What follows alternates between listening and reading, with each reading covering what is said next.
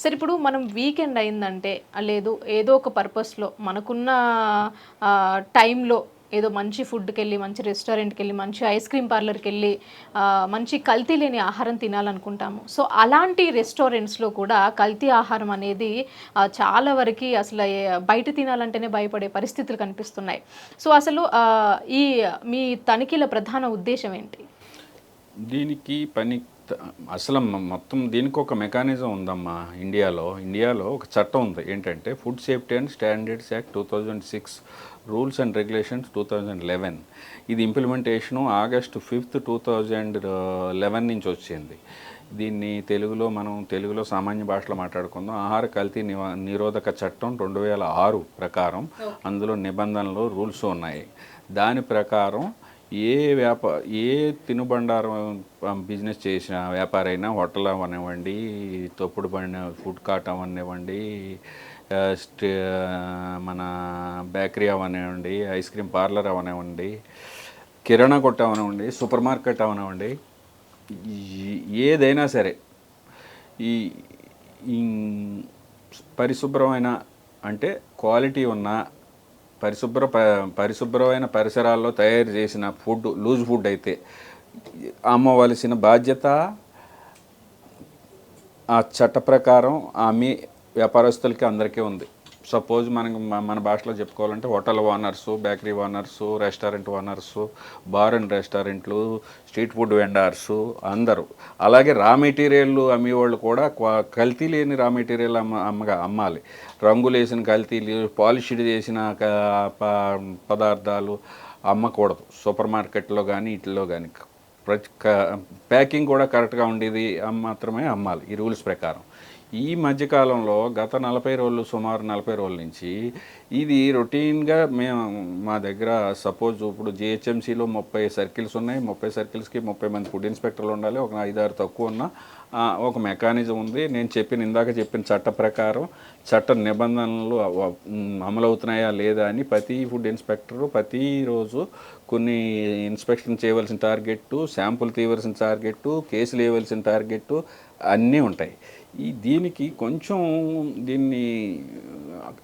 మాకు రీసెంట్గా కాదు, గత 2-3 సంవత్సరాల నుంచి ఈ కంట్రోల్ రూమ్ ఒకటి పెట్టడం జరిగిందండి. అలాగే ప్రజల్లో కూడా బాగా అవేర్నెస్ పెరిగింది. ఆన్లైన్ మన సెల్ ఫోన్లు వచ్చినాక ఆన్లైన్ కంప్లైంట్ చేసే విధానం ఎక్కువైంది.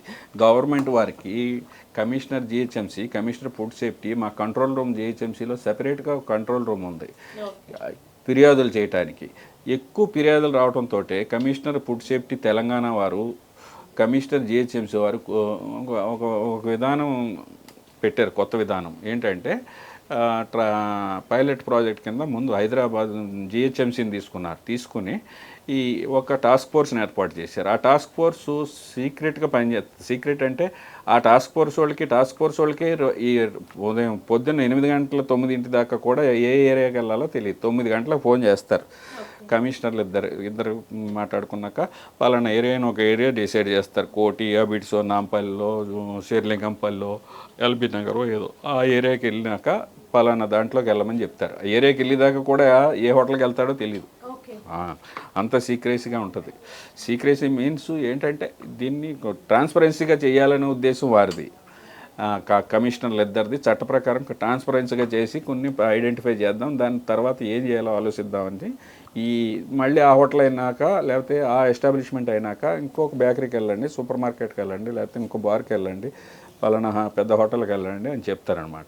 అలా చేయటం జరుగుతున్నది. అలా చేయటంలో చాలా బాగా ఈ కార్యక్రమం ప్రజల్లోకి హోటలియర్స్ కూడా ఎన్ని తప్పులు జరుగుతున్నాయో తెలుస్తున్నది. ఎన్ని తప్పులు అంటే సపోజ్ ఇప్పుడు మేము సుమారు ఒక 50 పైన హోటల్స్లో, ఈటింగ్ ఎస్టాబ్లిష్మెంట్స్లో వయలేషన్స్ గమనించాం. ఆ వయలేషన్స్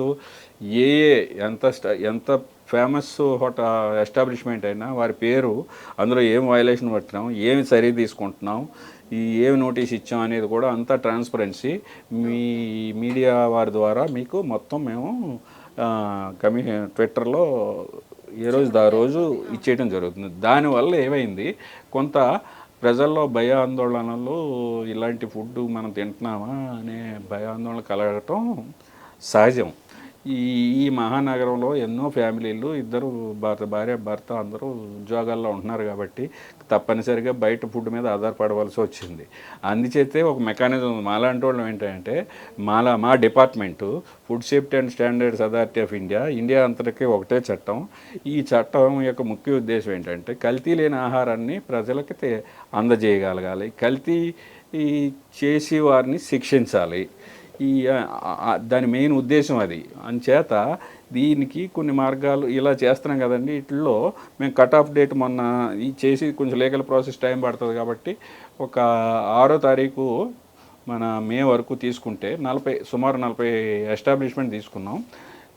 అందులో 15 వాటిని కొంచెం పక్కన పెట్టాం. ఎందుకంటే మైనర్ డిఫెక్ట్స్ ఉన్నాయి, వాళ్ళకి ఇంప్రూవ్మెంట్ నోటీస్ అని ఇస్తాం మా చట్టంలో.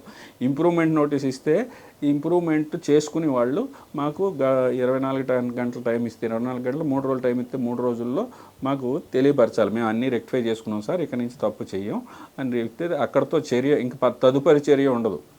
అలాగే ఒక 24 చోట్ల 24 మెంబర్స్కి ఎక్కువ వైలేషన్స్ ఉన్నాయి. అంటే కిచెన్ సరిగ్గా లేకపోవటం, కిచెన్ అనైజినిటీలు ఎక్కువగా కనపడుతున్నాయండి. అది చిన్న విషయం, సామాన్యులు కూడా మన ఇంట్లో కిచెన్ ఎలా పెట్టుకుంటాం అలాగే పెట్టుకోవచ్చు, కానీ అజాగ్రత్తలో కనపడుతున్నాయి. కొన్ని స్టోర్ రూములు, పెద్ద హోటల్స్లో కూడా స్టోర్ రూమ్లో ఎక్స్పైర్డ్ ఐటమ్స్ కనపడుతున్నాయి.